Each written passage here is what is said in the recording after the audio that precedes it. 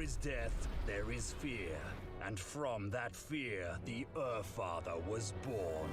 The Plague Lord, the Chaos God of disease, decay, destruction, and death by rebirth, Nurgle is undoubtedly the oldest of the ruinous powers, for death and decay are as old as life itself.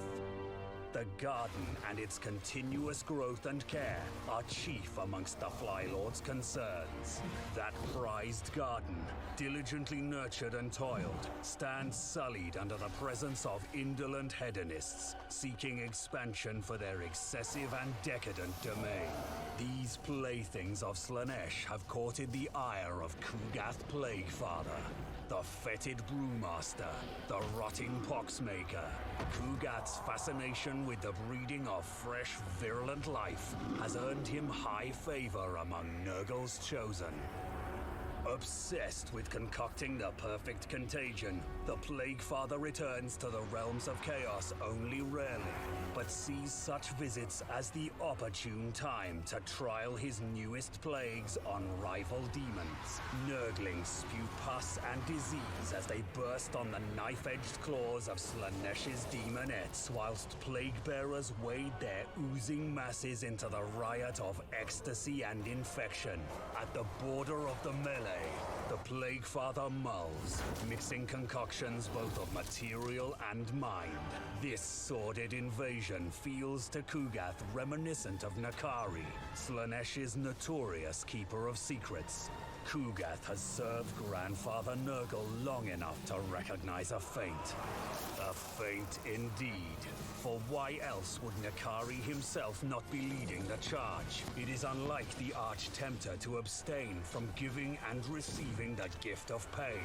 The young god Slaanesh has much to learn in the ways of subterfuge and could stand to study the arts employed and mastered by the great conspirator, with whom Nurgle carries a mutual and enduring contempt. But what schemes could Nakari be plotting?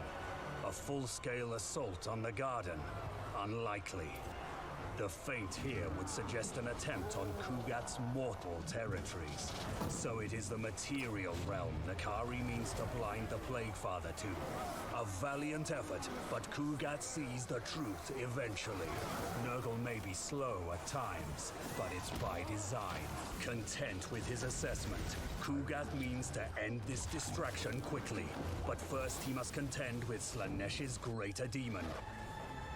This Keeper of Secrets unleashes its Lash of Slaanesh spell, felling a dozen weakened Forsaken with a single whip.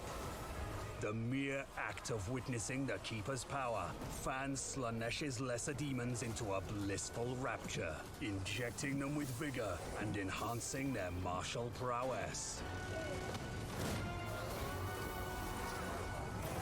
The affront against the garden lasts longer than Kugath had wanted.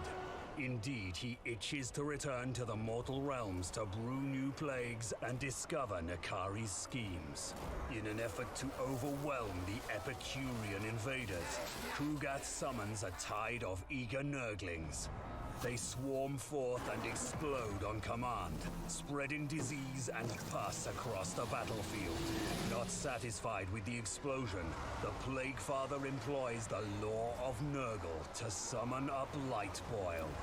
This festering, pulsing blister grows up through the ground before bursting in a shower of disgusting fluids.